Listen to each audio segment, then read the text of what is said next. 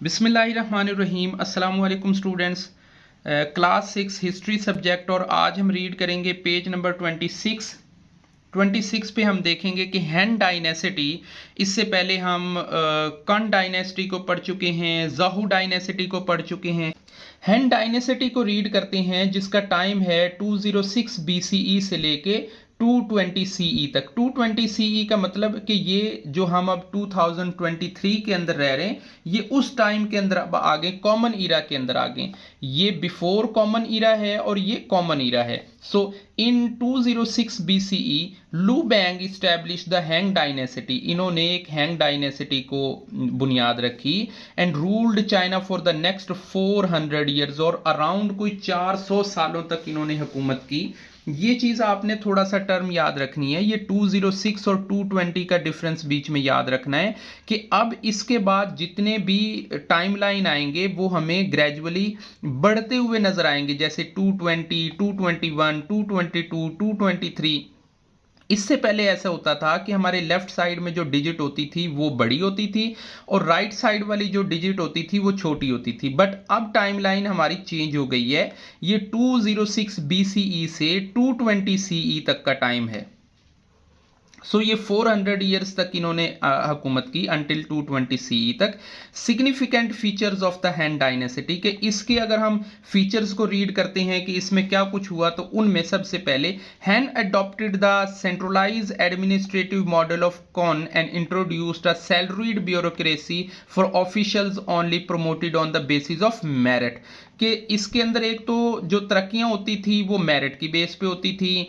दूसरे नंबर पे जो ब्यूरोक्रेसी होती थी यानी जो नौकरशाही है, जो मुलाजिम रखे जाते थे इंतजामी अमूर को चलाने के लिए, उनको सैलरी दी जाती थी।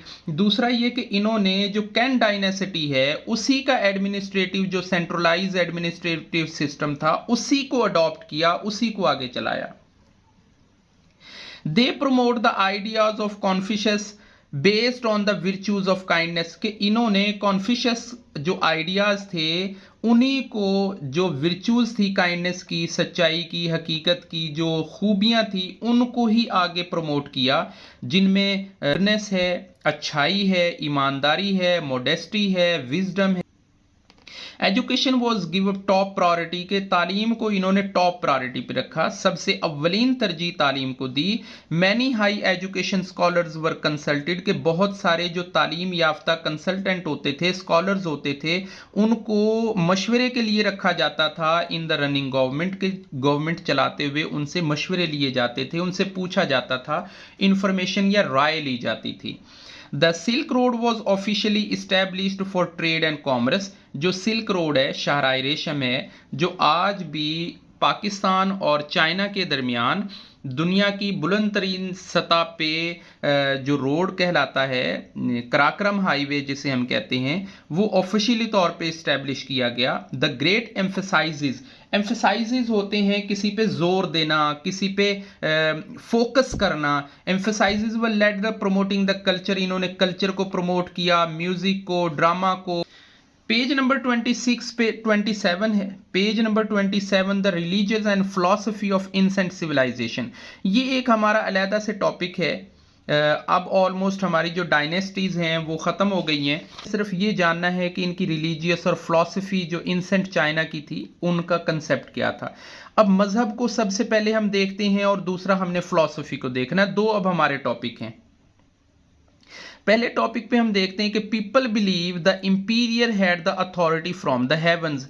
कि ये जो इंपीरियर्स होते थे, जो बादशाह होते थे, इनको इख्तियार मिला हुआ था हेवंस की तरफ से, यानी उनके खुदाओं की तरफ से, ये इनका मानना था। द इंपीरियर्स एंड द नोबल्स, जो इंपीरियर होते थे और जो नोबल होते थे यानी जो खाते पीते लोग होते थे, अमीर लोग होते थे, उमरा होते थे, वर्शिप्ड देयर इंसेंटर्स। इंसेंटर्स होते हैं कि इनके जो पूर्वज थे, इनके जो आबा व अजदाद थे, इनके जो कदीम लोग थे, उनकी इबादत करते थे।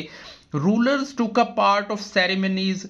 के रूलर्स जो होते थे, जो हुकूमत में करने वाले बादशाह होते थे, वो सेरेमनीज जो रसूमात होती थी उनमें हिस्सा लेने के लिए इंसेंटर्स से पूछते थे कि हमारा जाना सेफ है, ये सफ़र करना ठीक है या नहीं है।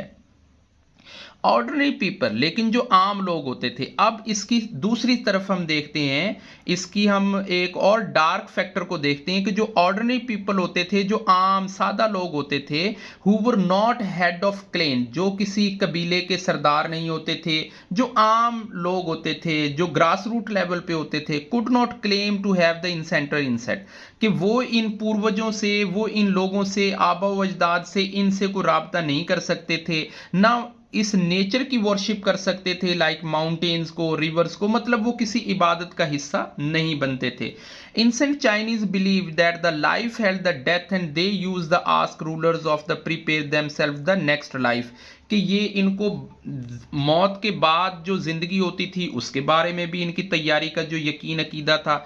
The rulers were also buried their worldly possessions like the pharaohs of the Egypt, कि जैसे फिरौन ऑफ इजिप्ट को बड़े माल असबाब के साथ दफन किया जाता था, इनको भी इसी तरह से दफन किया जाता था। There religious doctrine was influenced by the different thoughts, के इनके अंदर मुख्तलिफ किस्म के सोच अफकार पाए जाते थे जो कि मुतासिर थे बहुत से दूसरे रिलीजियस से। The Chinese school of thought were categorized as Confucianism, Taoism और बुद्धिज्म। इसके ऊपर ये बेस करता था इनका चाइनीज स्कूल ऑफ थॉट, यानी कि जो तस्वुरात थे, जो इनकी सोच थी, जो इनका कंसेप्ट था, लिविंग स्टाइल था। अब ये कन्फ्यूशिज्म क्या होता है, टोजिज्म क्या होता है, या बुद्धिज्म क्या होता है, नेक्स्ट वीडियोस के अंदर हम इंशाल्लाह बड़ी तफसील से इनके ऊपर एक एक वीडियो के ऊपर इनसे डिटेल में बात करेंगे। इवन टुडे यहाँ तक जो लाखों लोग हैं इसी स्कूल ऑफ थॉट के ऊपर चाइना के अंदर आज भी अकीदा रखते हैं।